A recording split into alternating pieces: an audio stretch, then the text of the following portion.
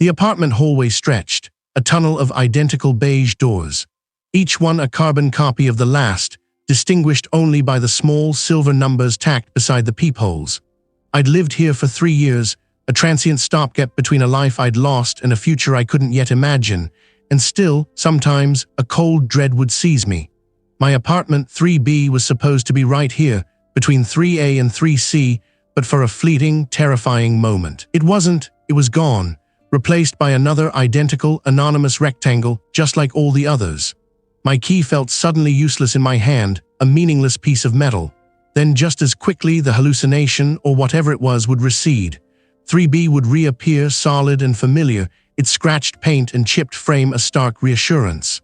I'd push the key in, turn the lock, and step into the stale, quiet air that had become my constant companion. The silence inside was the loudest thing.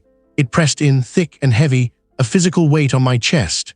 Dust motes danced in the slivers of sunlight that dared to penetrate the drawn blinds, each particle a tiny, forgotten memory. My days had blurred into a monotonous rhythm since the last call, since the last funeral. Coffee, a quick glance at the news I barely registered, then the endless hum of the refrigerator. Sometimes I'd cook, sometimes I wouldn't bother. The smell of old takeout lingered, a faint, greasy ghost. I was a ghost myself, drifting through rooms, through hours, through a life that felt increasingly disconnected from the one I remembered. I'd tried to pull myself out of it, tried to find a new routine, a new purpose, but every effort felt like pushing against a concrete wall. The world outside my window, with its vibrant, bustling energy, seemed to mock my inertia. This wasn't Seth.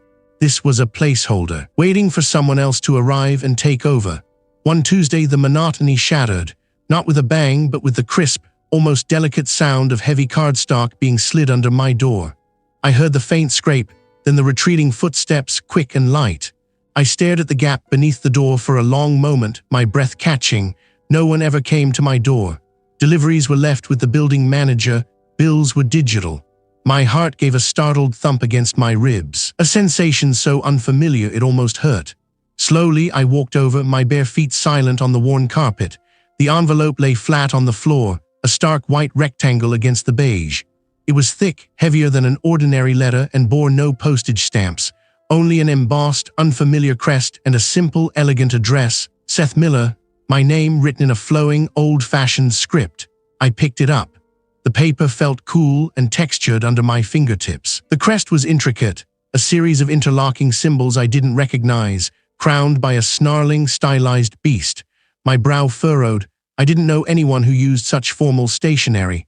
My family, what was left of it, was hardly given to such flourishes. I tore open the seal, the sound surprisingly loud in the quiet room. Inside, a single sheet of paper, folded in thirds, and a smaller, heavier key. The paper was cream-colored, thick. The typeface was a classic serif, formal and precise. Dear Mr. Miller, it is with a mixture of solemnity and urgency that I write to you regarding the estate of your late great-aunt, Elara Vance. Elara Vance. The name hung in the air, a foreign sound. I had no great-aunt Elara. I'd never heard the name before. My family tree, as far as I knew it, was a stunted, withered thing, its branches long since fallen away. As her sole surviving direct descendant, you have been named the primary beneficiary of her last will and testament. This includes her primary residence, a property known as Blackwood Manor, located in the remote region of Redacted, along with all its contents and surrounding acreage. My eyes scanned the words again. Sole surviving direct descendant. A great-aunt I'd never known. A manor. Blackwood Manor. The name itself felt heavy, ancient. It sounded less like an inheritance and more like a sentence. The letter went on to detail the legalities, the necessary paperwork, the contact information for a legal representative named Mr. Seelers Croft. It explained that Ms. Vance had passed away peacefully in her sleep several months prior, and due to the complexities of her estate and the difficulty in locating a suitable heir, the process had been prolonged. I looked at the key in my palm. It wasn't a modern key. It was old, tarnished brass, heavy and ornate, with a large, intricate bow and a long, slender shaft.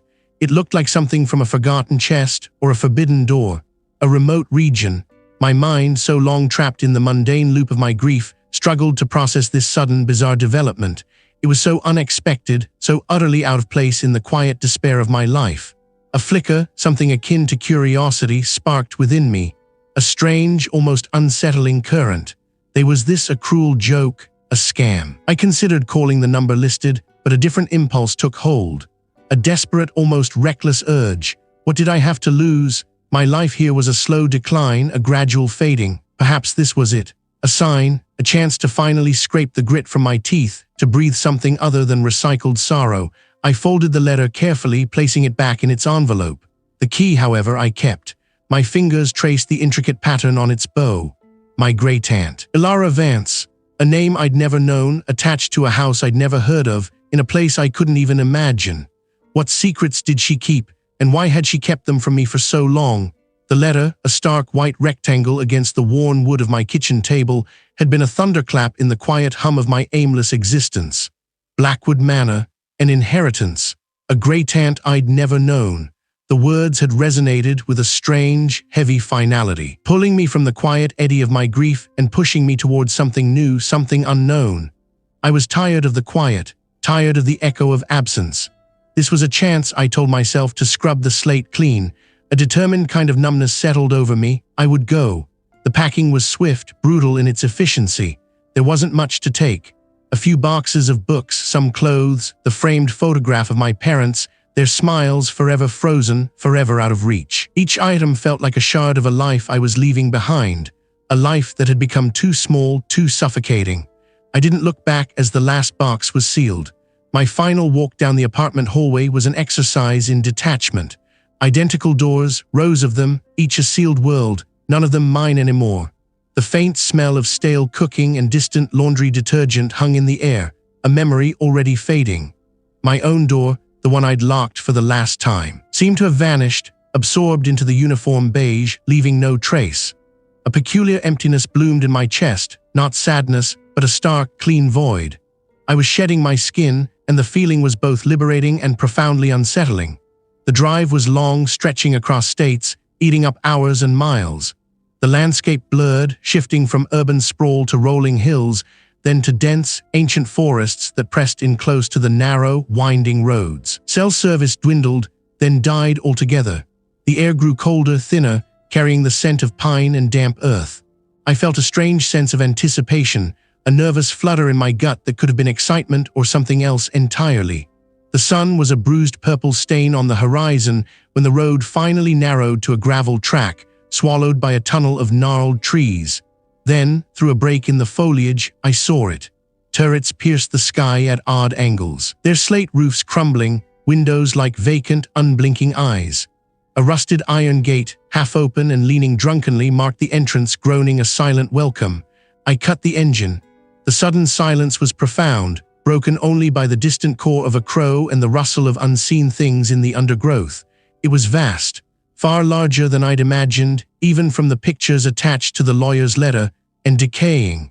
Stepping out of the car, my boots crunched on the gravel. The air was heavy still despite the wind. It felt old, not just the age of the building, but an ancient, weary age that permeated the very ground. No doorbell, just a tarnished brass knocker shaped like a gargoyle, its face worn smooth by time and weather. I hesitated, my hand hovering. What was I about to awaken? The key, a heavy, ornate thing with a skeleton head, turned with a grinding protest. A blast of frigid, stagnant air, thick with the smell of dust, mildew and something else, something faintly sweet, like decaying potpourri, washed over me.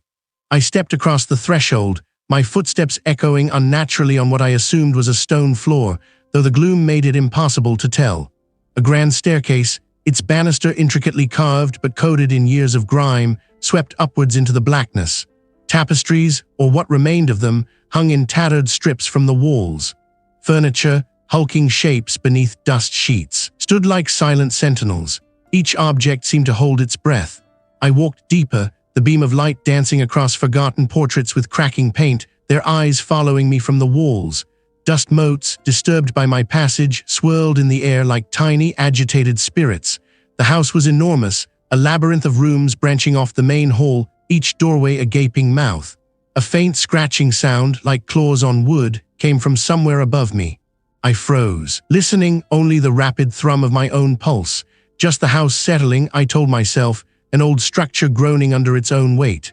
My light fell upon a small, intricately carved wooden table in a forgotten corner. On its surface, a single delicate teacup sat, as if someone had just set it down. It wasn't covered in dust like everything else. Its surface gleamed faintly. I reached out, my fingers trembling slightly, and touched the smooth porcelain. Who had left it there? And why was it so clean? Blackwood Manor, an inheritance. The words had resonated with a strange, heavy finality, pulling me from the quiet eddy of my non-life. It wasn't a choice, not really. It was an imperative. A new beginning, even if it meant venturing into the unknown. I had to believe that. I packed what little I had, mostly books and the ghost of a past I was desperate to outrun, and pointed my old car west. The drive was long. The landscape slowly morphing from the familiar, manicured suburbs into something wilder, more untamed. Trees grew denser, their branches clawing at the sky, and the road narrowed, eventually becoming a winding gravel path. Blackwood Manor emerged from a thicket of ancient oaks, a hulking silhouette against the bruised twilight sky. It was larger than the photographs suggested and infinitely more desolate. Stone walls, once grand, wept trails of black mildew. Windows, dark and vacant, stared out like empty eyes. A shiver, not entirely from the evening chill, traced a path down my spine. This wasn't a fresh start. It was an archaeological dig into someone else's forgotten life. Inside, the air was thick with the scent of dust, decay, and something else, a faint, metallic tang that prickled my nostrils. Every step echoed, amplified by the cavernous rooms. I spent the first few days simply existing, trying to acclimate to the sheer scale of the place. I cleaned, or at least tried to, stirring up decades of settled grime. The house groaned and sighed around me, a constant symphony of old wood settling, wind whistling through ill-fitting panes, and pipes clanking like skeletal bones. It had to be that. At first, I dismissed them as the rustling of leaves outside or the murmur of the ancient heating system kicking in. They were fleeting, barely there, like static on an old rake. A breath against my ear when no one was near. A soft, indistinct sound from an empty room I'd just checked. My shoulders would tense, my breath would catch. I told myself it was the isolation, the profound quiet of the manor playing tricks on my mind. I was alone, truly alone, for the first time in a long time, not just the long, dancing tendrils cast by the setting sun. These were different, quicker. I'd catch them at the edge of my vision, a flicker in the hallway, a momentary deepening of gloom behind a doorway. A shape, too defined to be an illusion, would vanish the instant I turned my head. My eyes would ache from darting around, trying to pin down what wasn't there. I started walking with a slight hunch, my head perpetually swiveling, trying to catch the elusive movement. My jaw ached from clenching it. One evening, I found a heavy, leather-bound book, its pages yellowed and brittle, lying open on the parlor's grand piano. I was certain I had left it on a dusty shelf in the study. My memory, I told myself, was simply failing me, or maybe I had moved it absent-mindedly, lost in thought. The air around me felt suddenly thin, as if something had just drawn a deep breath. My pulse quickened, a frantic drum against my ribs. I rationalized everything. The book was my own absent-mindedness, but the rationalizations felt thinner each time I spoke them aloud, even to myself. They were flimsy shields against a growing unease. The isolation deepened, not just from the outside world, but within my own mind. Who would I even tell? A colleague? They'd think I was cracking up. A friend? I didn't have any left. I was determined to make this work, to prove to myself I could start anew. I couldn't let some old house get the better of me. Days blurred into a monotonous cycle of cleaning, exploring, and the growing tension of being watched. One afternoon, while trying to clear out a particularly cluttered guest bedroom, I felt a sudden, profound disorientation. The dusty, floral wallpaper shimmered, then dissolved. I was standing not in the guest room, but in a narrow, brightly lit apartment hallway, identical doors, mine isn't there. The familiar faded blue carpet underfoot, the cheap paint peeling slightly around the door frames, the distant hum of city traffic, it was all there. Except my door. The one with the chip number 3B was gone. There was just another identical anonymous door, indistinguishable from the rest. I spun around frantic, my breath catching in my throat. My apartment, my old life. It was here yet fundamentally wrong. The walls seemed to press in, the identical doors marking my search. Where was my door? Had I dreamt the manor? There was this a sudden, terrifying return to the life I'd abandoned. My hands started to tremble. Then, just as abruptly, the hallucination shattered. The floral wallpaper of the guest room snapped back into place, the heavy armoire solid and real before me. The scent of dust and ancient fabric filled my lungs. I was back, but the lingering image of that hallway, the absolute conviction that I had been there, left a tremor in my hands that wouldn't subside. My head throbbed. I pressed my palms against my eyes, trying to clear the lingering image. Had I fallen asleep standing up? Had the sheer exhaustion finally broken something loose in my mind? Or was this house, this ancient, decaying place, already starting to unravel me? The letter, stark white against the worn wood of my kitchen table, had been a thunderclap in the quiet hum of my aimless existence. Blackwood Manor, an inheritance. Asterisk. I'd spent the first few days in Blackwood Manor trying to impose order on its chaos. Dust motes danced in the slivers of sunlight that pierced the grimy windows, illuminating a century of neglect. Every surface was coated in a fine gray film, every floorboard groaned underfoot, a symphony of decay. I scrubbed, I swept, I opened windows to let the stagnant air breathe, determined to reclaim the space, to make it mine. The first chill wasn't a draft, not really. I was in the library, a vast, echoing room lined with shelves overflowing with forgotten histories. The air, despite the general dampness of the old house, held a uniform coolness. But then, a distinct pocket of icy air brushed against my right arm like a phantom breath. It lasted only a second, then dissipated, leaving my skin prickling. I paused, duster in hand, listening. Nothing but the distant creak of the house settling, a sound I was already growing accustomed to. I told myself it was the old structure, the way air currents moved in such a large, unheated space. My great-aunt or whoever had lived here last hadn't exactly been diligent with insulation. Then came the sounds, faint, almost imperceptible at first. A whisper just at the edge of hearing, like dry leaves skittering across a stone floor, but inside.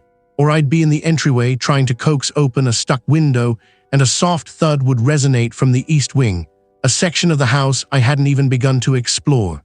Each time I'd stop, my muscles tightening, my breath held. I was alone here, I knew that. My closest neighbor was miles away, a reclusive farmer I'd glimpsed once through a haze of rain. Yet I wasn't alone. The atmosphere shifted. It pressed down on me, a tangible weight that made my shoulders ache. I found myself checking locks more frequently, glancing over my shoulder, though I knew there was nothing physical to see. My sleep grew restless. My determination, once a steady flame, flickered under the constant, unseen scrutiny. I needed answers. This wasn't just an old house with quirks. This was something else. I pulled out my laptop, the screen a stark, modern glow against the antique gloom of the library. My fingers flew across the keyboard. Blackwood Manor history, I typed. Local legends, Blackwood. Unexplained phenomena, isolated houses. The search results were a confusing mix of real estate listings, amateur ghost hunting forums, and dry historical records. Nothing concrete, nothing that screamed malevolent entity feeds on despair. But I kept digging. Hours bled into days. I found mention of a fire in the late 1800s, a wing of the house damaged, rebuilt. A brief blurb about unfortunate occurrences befalling previous owners, quickly dismissed as superstitious nonsense by the local historical society. The vagueness only fueled my unease. I needed more. One afternoon, while searching for a stable internet connection, I found a small, locked cabinet tucked behind a loose panel in the library wall. It wasn't hidden well, almost as if it wanted to be found. Inside, among dusty ledgers and brittle tax documents, I discovered a collection of journals. Leather-bound, their pages yellowed and fragile, filled with spidery, faded script. The first few entries were mundane, detailing harvests and household expenses. But as I flipped further, the tone shifted. The handwriting became frantic, the ink smeared, loneliness, grief, despair. I was hunched over the journals at the grand oak table in the dining room, the heavy curtains drawn against the dying light when it happened again. This time it wasn't a brush, but a dense static pocket of Arctic air that formed directly behind me, prickling the hairs on my neck. I froze, every muscle taut, the scent of damp earth and something acrid, metallic, filling my nostrils. I didn't dare turn. I could feel it, a palpable something just inches away, its presence a suffocating weight. My breath hitched. Then the floorboards above me groaned, a slow, deliberate creak that moved from one end of the long hallway to the other. Footsteps. Heavy, not the settling of an old house. These were footsteps. My hands, clutching the journal, began to tremble. I squeezed my eyes shut, willing it to stop, willing myself to believe it was just my imagination. The exhaustion, the old house playing tricks. When I finally opened my eyes, the dining room was gone. I was standing in an apartment hallway, identical doors stretching endlessly in either direction. This wasn't Blackwood Manor. This was my old apartment building, the one I'd left behind, the one I'd wanted to forget. But it was wrong. The air was too still, too silent. The doors were all the same bland, beige color, numberless, handleless. They stared back at me, an infinite, mocking repetition. It had never been there. I was trapped in an illusion, a cruel trick of perception. A low hum began to vibrate through the floor, a sound that resonated deep in my chest. It grew, a building pressure, as if the very walls were breathing, inflating around me. The illusion of the hallway shimmered at the edges, the yellow light flickering. I squeezed my eyes shut again, focusing on the weight of the journal in my hands, the rough texture of the leather. Not real. Not real. I opened them. The dining room was back, the journals scattered across the table, the scent of damp earth still lingering. The footsteps had ceased. I picked up the nearest journal, my fingers still shaking. The last entry was dated 1937. It twists the mind. It read the words scrawled in a desperate hand. It makes I see things that aren't there. It feeds on the fading light. What did it feed on, and what did it become once it had consumed everything? The questions gnawed at me, a persistent ache behind my eyes that no amount of sleep could soothe. What did it feed on? What did it become? I needed answers, not just for my own sanity, but because the alternative felt like giving up, like letting the house win. Determination, a fragile, brittle thing, had taken root, pushing back against the inertia of despair. I wouldn't just sit here, waiting for the slow decay of my own mind. I started in the library, a room I'd mostly avoided, intimidated by the sheer volume of forgotten lives crammed onto dusty shelves. The air was thick with the scent of old paper and something else, something dry and faintly metallic, like rust. My fingers, still trembling occasionally, traced the spines of leather-bound volumes. Most were unremarkable, tedious ledgers or forgotten poetry. But then, tucked away behind a row of encyclopedias, I found it. A small, unmarked wooden box. Its surface rough beneath my touch. It wasn't locked, only latched. The click echoed in the silent room, too loud. Inside, nestled amongst brittle lace and dried flowers, were journals, not just one but a stack, each bound in a different material: faded velvet, stiff linen, cracked leather. They spanned decades, perhaps even a century, judging by the varying script and the yellowed edges of the pages. This was it. This was the house's memory laid bare. I carried them to the kitchen table, the most neutral space I could find, and began to read. The earliest entries belonged to a woman, a predecessor whose name was never fully given, only referred to as the mistress. Her initial entries were full of the mundane joys of domestic life, the changing seasons, the arrival of a new child. Then a shift. Small, unsettling observations. The chill persists even by the hearth. A shadow moves beyond the window, though no one stands there. Her hand grew less steady, her words more fragmented. She wrote of whispers, of things unseen, of a creeping despair that felt less like grief and more like a foreign body settling in her chest. She spoke of her husband, the master, dismissing her fears, his patience wearing thin. Her final entries were scrawled, almost illegible, a terrified descent into paranoia, convinced the very walls watched her, that the house itself breathed. Then, abruptly, the journal ended. A date. A blank page and nothing more. No explanation. No mention of her fate. My breath hitched. My throat tightened, suddenly dry. I reached for the next journal, a heavier, more masculine hand. This one belonged to a man, a subsequent occupant, perhaps a distant relative. He too started with optimism, a desire to restore the family legacy. But the pattern repeated. Initial enthusiasm gave way to unease, and then her disappearance. Not a death, not an illness, but simply gone. The local constabulary found no trace. He'd written, his script jagged with despair. They called it a lamentable wandering. I call it. He spoke of sleepless nights, of feeling watched, of the house changing around him subtly, unnervingly. His last words were a desperate plea for escape, a fear of being absorbed. Another abrupt end. Another unanswered question. The house, it seemed, didn't just accumulate history, it consumed it. Madness. Disappearances, tragic ends, a grim tapestry woven through generations. My chest felt tight, a physical pressure. I closed the journals, the brittle paper rustling like dry leaves. The implications were too heavy, too direct. This wasn't just a house, it was a trap. Exhaustion, a deep, bone-weary kind, finally claimed me. I fell into bed, the images from the journals swirling behind my eyelids. The house's history, the desperate pleas, the empty spaces where lives had been. The dream began as a familiar place, yet wrong. I was standing in an apartment hallway, identical doors, mine isn't there. Each door was exactly the same shade of beige, the same brass knob, the same blank, uninviting surface. No number, no nameplate, nothing to distinguish one from the other.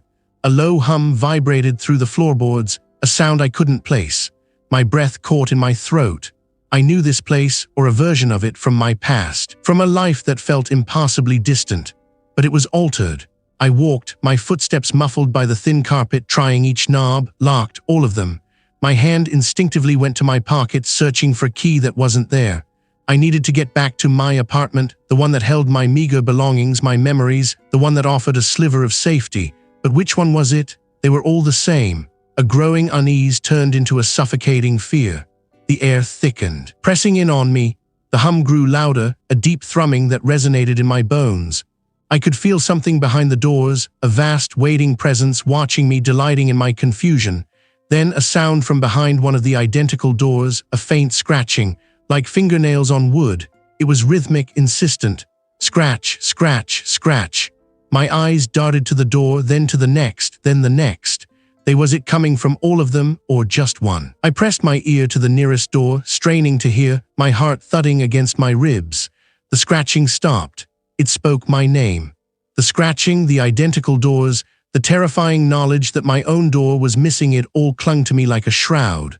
I sat up, clutching the sheets, my eyes wide in the gloom. Was it just a dream, a byproduct of the disturbing history I'd consumed, or had the house reached into my mind, showing me a twisted reflection of my deepest fear, the fear of being lost, of being unable to find my way back to myself? What else could it show me now that it had found the door to my sleep? Was it just a dream, a fading echo of a nightmare? I sat bolt upright, the sheets tangled around my legs like cold vines. My breath hitched, a ragged sound in the suffocating quiet. The whisper, though gone, had left a residue, a vile taste in my mouth, a chill in my bones that had nothing to do with the room's temperature.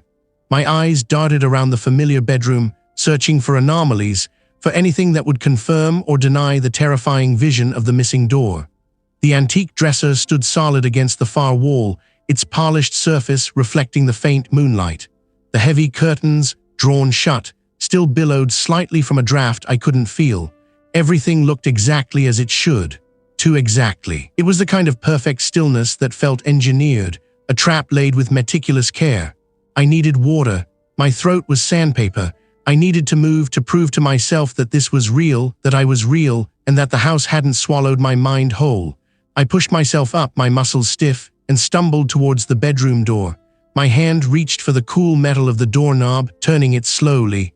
The latch clicked, a sharp report in the stillness. And then, the world dissolved. This wasn't my corridor. This wasn't the ancestral home. I stood in an apartment hallway, identical doors, mine isn't there. The walls were a sickly beige, peeling in places, revealing patches of rough plaster beneath. Each door was identical plain, chipped white paint, a brass knob, no numbers, no distinguishing marks. A repetitive, suffocating uniformity stretched before me, a mirror maze of sameness. My breath caught in my chest. Where was the ornate wallpaper, the dusty portraits, the grand, sweeping archways of the home I had inherited? This wasn't right. My mind screamed against the impossible reality unfolding before me. I turned, frantically searching for the door I had just exited. It was gone. In its place was another identical white door, indistinguishable from the dozen others lining the narrow hall. My own door, the one with the carved panel and the tarnished silver handle, simply wasn't there. A low hum vibrated through the floorboards, a sound like a distant, overworked generator, or maybe just the buzz of the failing lights. It was a sound that burrowed into my skull, tightening the bands of fear around my temples. My vision swam at the edges. I pressed a hand against the wall, the plaster rough and cool beneath my palm. This was real. It was meant to be a defiant shout, but it came out as a pathetic croak. The entity, it wasn't just in the house, it was in my head. It was twisting what I saw, what I felt, making me doubt the very ground beneath my feet. This wasn't a dream. This was a deliberate, cruel manipulation. I started walking, my steps hesitant, my gaze darting from one identical door to the next. They stretched on, seemingly endless, each one a closed maw, a promise of nothingness. I tried to remember which direction my bedroom should be, which way led to the stairs, to the outside. But there was no outside here, only this suffocating repetition. A faint, almost imperceptible sound drifted from behind one of the doors on my left. A choked sob, it sounded familiar, too familiar. My sister's sob, the one I hadn't heard since that last terrible day. A wave of nausea washed over me, hot and sickening. My legs trembled. "Sarah," I rasped, my voice barely audible. The name tasted like ash. I hesitated, then took a step towards the door. My hand, shaking uncontrollably, reached for the knob. My fingers fumbled, unable to grip it properly. My mind screamed at me to turn back, to run, but my feet felt rooted to the spot. The sound came again, a softer, more broken whimper. It was her. It had to be her. Could she be here, trapped behind one of these doors? I twisted the knob, pushing the door inward. A blackness so absolute it seemed to absorb the flickering light from the hallway. It wove itself around my grief, a tendril of icy smoke curling into my heart. "You left me," it breathed, the voice undeniably hers, but warped, elongated like a record playing at the wrong speed. "You always leave me." My stomach churned. This was a lie, a cruel, calculated lie. I hadn't left her. I had tried, I had fought. My eyes squeezed shut, tears pricking at the corners. This wasn't her. This was it, tearing at the deepest wound, twisting the blade. I slammed the door shut, dull thud echoing in the hallway. My breath came in ragged gasps, each one a struggle. My chest tightened, a vice squeezing the air from my lungs. I stumbled backward, away from the door, away from the voice, until my back hit the opposite wall. The rough plaster scraped against my skin, but I barely felt it. I slid down the wall, collapsing to the floor, pulling my knees to my chest. My head throbbed. Was I losing my mind? Had the grief finally cracked me? Or was this house, this malevolent thing, truly capable of such horrifying illusions? How long had I been here? An hour? A minute? How did I escape this impassable hallway? The dull thud of the door reverberated, not just in the hallway, but through the hollow spaces of my ribs. My breath hitched. I leaned against the cold wood, pressing my forehead into it, trying to ground myself. It wasn't her. It was it.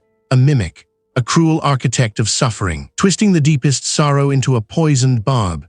I felt the tremors in my hands, a frantic vibration that began in my bones and spread outward.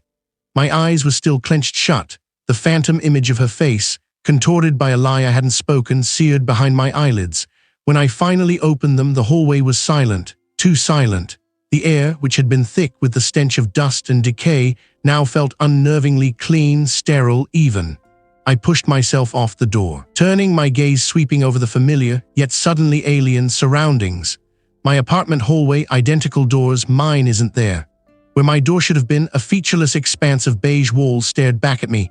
No number, no peephole, no dented brass knob, nothing, just smooth, unbroken plaster. I stumbled forward, my fingers brushing against the wall, tracing its blank surface. It was solid, unyielding, a cruel joke. I spun around, a desperate, strangled sound catching in my throat. Every door on the long corridor was the same, identical, unmarked. A monotonous parade of beige wood and brass stretching into a dim, unreachable distance. There were no distinguishing features, no potted plants from the elderly resident down the hall, no scuff marks near the family with young children. This wasn't my hallway. This was a prison of repetition, a labyrinth designed by a bored, sadistic hand. My phone. No signal, of course. The screen flickered, then died, the battery icon a mocking, empty outline.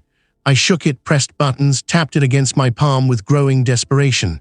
It seemed to shrivel in the air, swallowed by the indistinguishable walls. Seth. I took a shaky step towards one of the identical doors, then another. Which one? It didn't matter. I raised my fist, my grip tight, and knocked. No response. I pressed my ear to the wood, straining to hear anything, a cough, a television, the distant murmur of conversation. Just the faint, persistent ringing in my own ears. A shiver traced a path down my spine, independent of the temperature. The air began to feel heavy, as if the very atoms were thickening, pressing down on my lungs. My chest tightened, a vice gripping my ribs. Then a low hum started. Not a sound I heard with my ears, but a vibration that resonated in my teeth, in the soles of my feet. It was everywhere and nowhere, a deep, resonant thrum that seemed to emanate from the very fabric of the hallway. The identical doors in my peripheral vision seemed to waver, their edges blurring for a fraction of a second. It wasn't the mimicry I'd heard before, not a cruel twist of a familiar voice. Deeper, older, it was a promise, insidious in its sweetness. I backed away, my head shaking, a guttural sound escaping my throat. "No," I croaked, "get out of my head." The hum intensified, gentle pressure against my temples. "We can be together again, all of us." A door 3 down from where mine should have been slowly, silently began to open. It was warm, inviting. I could almost smell freshly baked bread, a faint hint of something sweet and comforting, and within that light a silhouette, small, familiar. My heart seized. It couldn't be. My breath caught, lodged somewhere painful in my throat. My vision blurred at the edges, the golden light seeming to expand. "Pull me in." My legs felt heavy, rooted to the spot, yet an invisible current seemed to tug at my clothes, at my very essence. "Come home, Seth." The voice was gentle, maternal almost. It promised an end to the ache, a balm for the wounds that festered inside me. The silhouette took a step forward, the golden light shimmering around its edges, making it impossible to discern clear features. Yet the shape, the posture, the way the light caught its hair, it was all too familiar. My hand reached out, trembling against my will. My mind screamed no, but my body yearned, a deep primal yearning for what it had lost. This was the trap. This was the true horror. Not a monster with teeth and claws, but a siren's song that promised solace, only to drag me deeper into its suffocating embrace. Was this the way out, or was it the final, permanent descent? The door, 3 down from where mine should have been, continued its slow, silent opening. A thin sliver of darkness widened, then gave way to a space bathed in a soft, golden light. It was warm, impossibly warm, after the sterile chill of the apartment hallway. Identical doors, mine isn't there. I could almost smell freshly baked bread, a yeasty, comforting aroma that promised hearth and home. And beneath that, a faint, almost imperceptible hint of lavender, the kind my grandmother used to tuck into her linen drawers. A scent that had long since faded from my memory, resurrected now with a potent, nostalgic ache. My feet, without conscious instruction, began to move. One step, then another, drawing me closer to that impossible warmth. My own door, the one I'd been so desperately searching for, felt like a distant, irrelevant memory, a detail I'd conjured from a dream. As I neared the threshold, the golden light pulsed, deepening in hue. I could see into the room now. It was not an apartment. No, this was a living room, bathed in what appeared to be firelight, a thick woven rug underfoot. A worn armchair, upholstered in a faded floral pattern, sat beside a stone hearth where embers glowed faintly. On a small antique table, a half-eaten loaf of artisan bread rested on a wooden board, steam still rising in delicate tendrils. It was exactly the kind of sanctuary I'd always longed for, a place of peace and belonging that I hadn't realized I was missing until this very moment. A profound sense of relief, deceptive and sweet, settled over me. I reached out, my hand brushing the doorframe. It was smooth, warm, undeniably real beneath my fingertips. I took another step, my shoe sinking slightly into the plush carpet, the fibers soft against the leather. Then the warmth shifted. It intensified, becoming too much, a dry heat that began to prickle, then burn, sucking the moisture from my mouth. The golden light, once inviting, intensified, becoming blinding, searing my eyes with a painful brilliance. I blinked, trying to clear my vision, but the room was twisting. The worn armchair by the hearth seemed to writhe, its faded fabric tearing with a wet, ripping sound. Its stuffing erupted from the seams, spilling out like something alive and diseased, coiling on the carpet. The stone hearth cracked, black fissures spiderwebbing across its surface, deep and hungry. From within, instead of embers, tendrils of oily, inky smoke began to coil and writhe, reaching, grasping, not rising but clinging to the floor. The comforting aroma of bread curdled, turning metallic, then sickly sweet, like something long dead rotting beneath a summer sun. A high-pitched whine started, barely audible at first, then climbing, scratching at the inside of my skull, a sound that vibrated through my teeth. The delicate lavender scent became acrid, choking, burning my nasal passages. My breath caught. My chest tightened, a desperate, frantic rhythm against my ribs. This wasn't real. This wasn't comfort. This was a trap. I stumbled back, my foot catching on something unseen, I fell, my hands scraping against the rough, cold floor of the apartment hallway. Identical doors, mine isn't there. The illusion of the plush carpet vanished, replaced by the gritty concrete beneath my palms. I scrambled backward, away from the monstrosity that had been a living room, away from the coiling smoke and the tearing sounds. The doorway, though, was changing. The golden light, now a sickly, pulsating yellow, throbbed with violent intensity. The edges of the doorframe warped, stretching, then contracting, as if the very opening itself were breathing a vast, hungry inhalation. The sounds from within intensified, a wet, tearing noise, like flesh ripping, followed by a low, guttural moan that vibrated through the floor and up my spine. I tried to push myself up, to run, to flee, but my muscles refused to obey. My legs felt heavy, unresponsive, my arms like lead. My eyes darted around, searching for an escape, for my asterisk door, for any door that wasn't this horrifying more. The identical doors on either side of the monstrous opening now seemed to press in, their beige surfaces rippling, blurring, losing their solidity. They were no longer doors, they were walls closing in. A suffocating sense of enclosure descended. I was in a cage. The doorway expanded, stretching impossibly wide, swallowing the two adjacent doors, consuming the space where they had been. It was no longer a rectangle, but a gaping, jagged tear in the fabric of the hallway. From within, the inky smoke poured out, not rising, but clinging to the floor, snaking towards me with a purposeful slowness. It was reaching for me, drawing me in. My heart thrummed a frantic rhythm against my ribs, a desperate drumbeat against the impending doom. My name, Seth, was among them, stretched and twisted into a mocking lament, a sound that flayed my sanity. It was everywhere. It was in the walls, in the floor, in the air. I struggled to breathe. There was no escape. This thing, whatever it was, had me. It had always had me. My mind, which had fought so hard to rationalize, to deny, to find a logical explanation, finally surrendered. The world was not what I thought it was, and I was not safe. The apartment hallway, the identical doors, my missing apartment, none of it mattered anymore. What would it leave of me? Silver locket and a bundle of yellowed letters tied with a brittle ribbon. The locket was cold against my palm. This was it, I thought, a tangible piece of the house's past, a clue. But what secrets would it reveal? The letters, written in a spidery, elegant hand, dated back to the late 1800. They were from a woman named Elena to her sister, chronicling her life in the house. At first, they were mundane, describing garden parties and social calls, but gradually the tone shifted.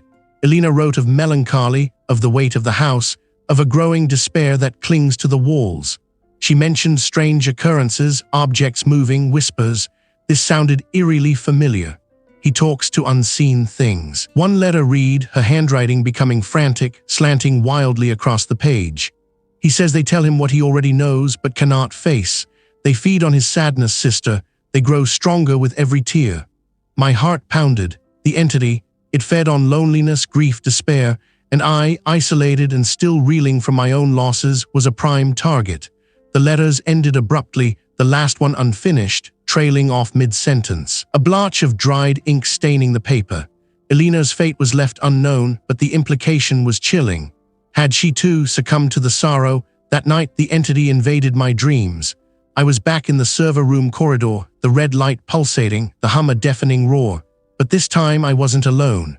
Shadows, indistinct and shifting, writhed at the edges of my vision, coalescing into vague forms that seemed to watch me from between the server racks.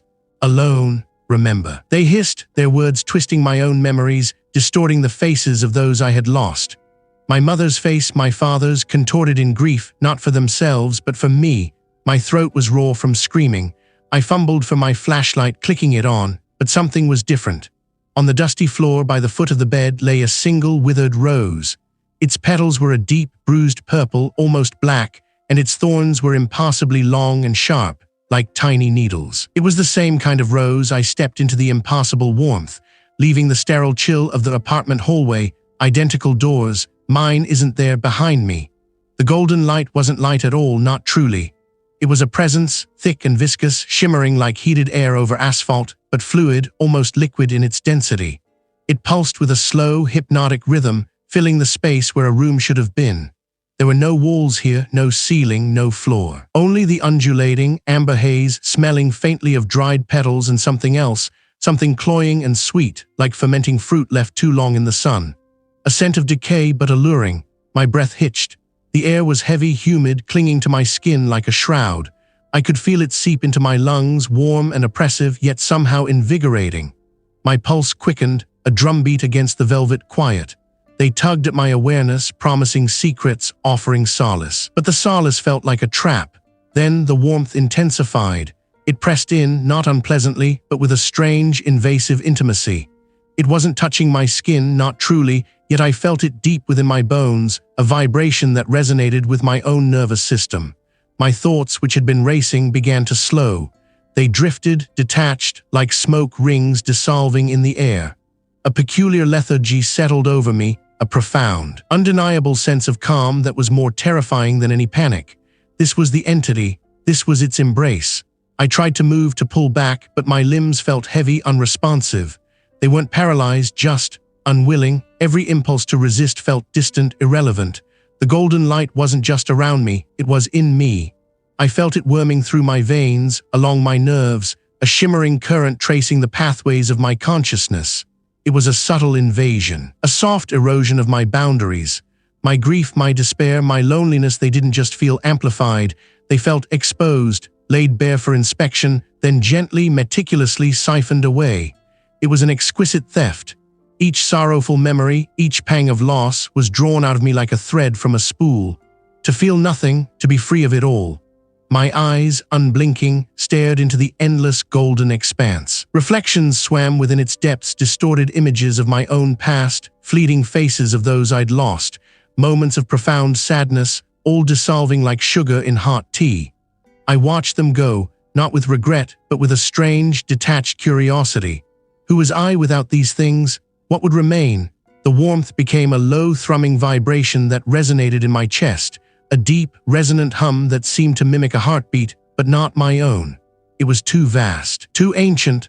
I felt my sense of self fraying, my identity blurring at the edges. Seth, that was my name. My body, my memories, my very consciousness felt like an offering already accepted, already being consumed. This wasn't just feeding on my emotions, it was feeding on me. This wasn't peace. This was annihilation. I needed to fight, but the will felt absent. My hands, hanging uselessly at my sides, clenched into weak fists. A distant memory sparked, a tiny flicker in the vast, consuming warmth. It was the memory of my mother, not in her final illness, not in her grief, but years before. Her hands, calloused from years of working in her small garden, guiding mine as we planted a sapling. He told me, Seth, sometimes the smallest things have the deepest roots. They hold on no matter what. It wasn't a profound revelation, not a sudden answer to the entity's nature, but it was hers.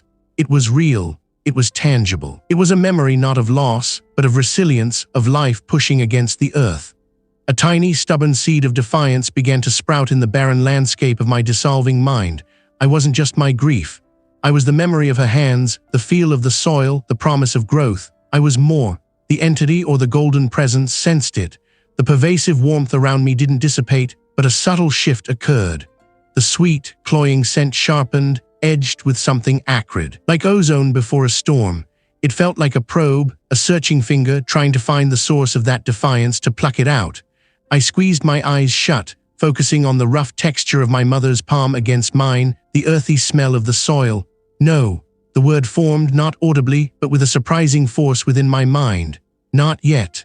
I was losing myself, I knew it, but there was still a sliver, a stubborn kernel that refused to yield. The entity's presence pressed harder, a weight against my skull, trying to crush that nascent resistance. My head began to throb. My muscles trembled, a desperate battle waged within my own flesh. The golden light pulsed faster, brighter, almost painful now. I was still here, barely, still fighting. But for how long could I hold onto a single root against this overwhelming tide? The chills seeped into my bones, not the damp cold of the old house, but a sterile, dead sort of cold.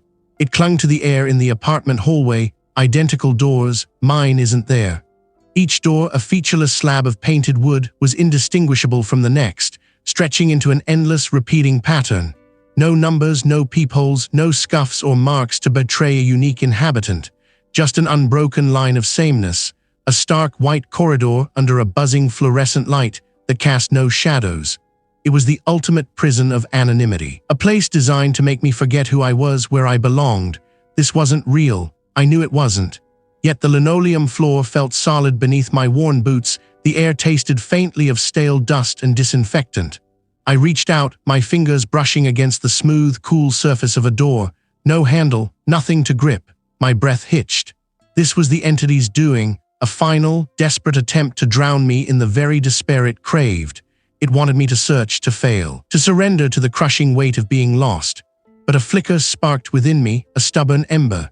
It was the memory of the wild rose pushing its way through cracked earth, a tenacious burst of color against an indifferent sky, not a memory of loss but of life.